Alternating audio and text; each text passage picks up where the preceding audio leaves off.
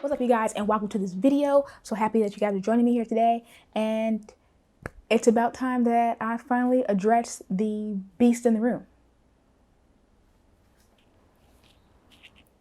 Grrr. Grrr. That's the sound my dog used to make when he'd be upset. Let me give this thing a proper beast roar. All right, so yeah, my first medium format camera is the Pentax 6-7.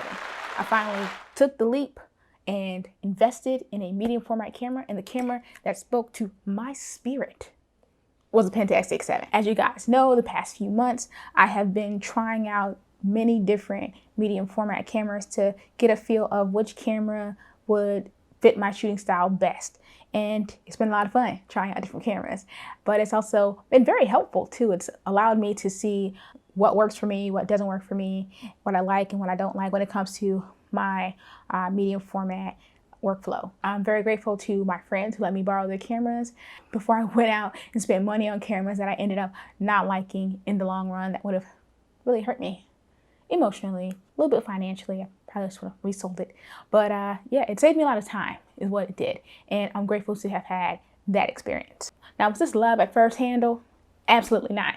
When I first picked up this camera, I was using my buddy Max's on a shoot, and I believe I recorded it. I will link that video up here. I was in the art shooting a model, and I remember thinking the left-hand wooden handle is ridiculous because I'm right-handed. I'm a little ambidextrous on certain things, but for the most part, I'm right-handed. Not to mention I've sprained my left shoulder quite a few times, so my strength in my left shoulder isn't ideal, and just, you know, being here with it was just super uncomfortable for me. And I definitely thought that when I was shooting it. I was exhausted by the end of that shoot. I was like, man, I'm so tired. This left handle's stupid. It's not working for me. I don't think I'm gonna like this camera, which made me sad because I did think initially that I would like the Pentax 6-7 because it was essentially a big SLR camera. I told my friend Scott about my experience shooting the Pentax 6-7, and he couldn't believe I didn't like the camera either. He was like, try my camera. I have a different grip. I think you'll like it better. So I tried his camera out for a couple weeks, and I did in fact prefer his grip. It was on the right hand side. It wasn't as big as the wooden handle, and it just felt more natural to me. It felt good in my hand.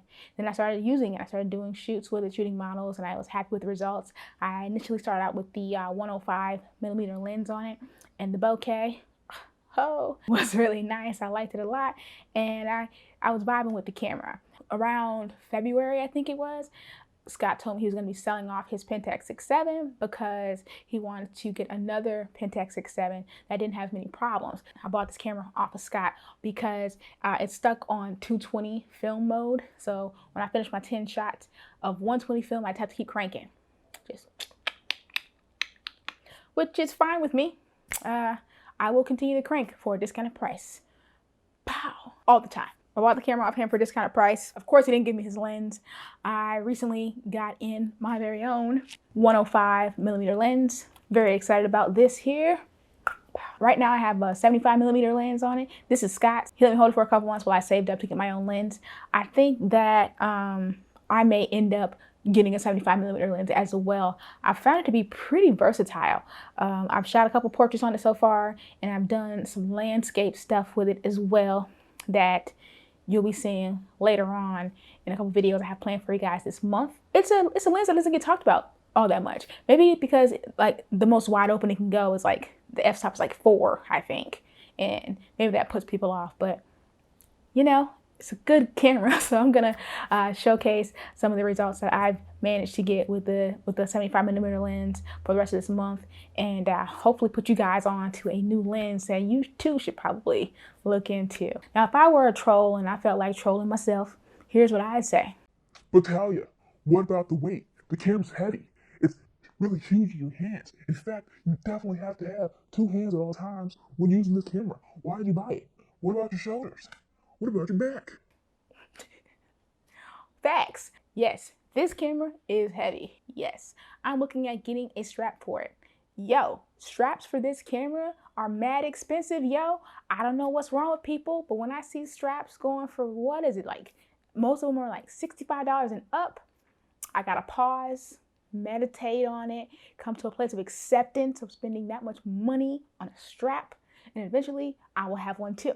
As you can tell, I'm still in the process of coming to terms with how much a strap costs for the Pentax X7. I'll let y'all know when that changes. But yeah, this camera is heavy and it doesn't bother me. I feel like it doesn't bother me because I'm so used to the shape, the shape of the camera. I'm used to the SLR form. It's a big SLR, and you know, it grounds me. You know, would I want to walk around with this thing all day long while I'm at Venice? Probably not. I probably wouldn't want to do this, but I probably will do this because I'm trying to get more into doing street portraitures, portraits of strangers, capturing different vibes in different neighborhoods around the city, and just pushing myself to become a better portrait photographer. So yeah, I'm going to haul this camera all around and suck it up. And if I complain on the channel about carrying this camera, you know, feel free to troll me, because, you know, I'm fully aware that the camera's heavy. Fun fact, famous photographers who have used this camera include Terrence Donovan, Peter Lindbergh. Wanted to know a little trivia for no family barbecue that I can think of, but something to just have in the back of your mind. In the future, I will be buying a magnifying viewfinder attachment for this camera. I do find focusing on it to be a little bit challenging. The viewfinder is a bit dim for me, and sometimes I think I'll have things in focus and then I'm not sure again, and that's never a great feeling.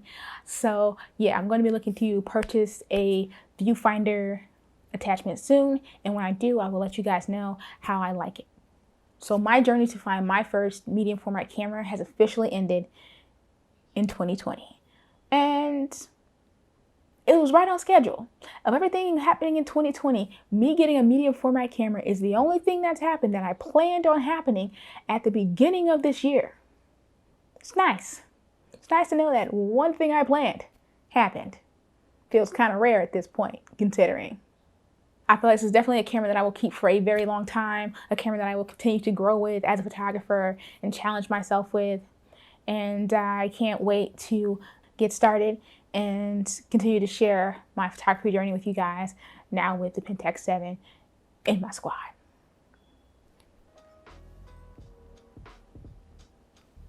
All right, y'all, if you made it this far in the video, please go ahead and give it a like.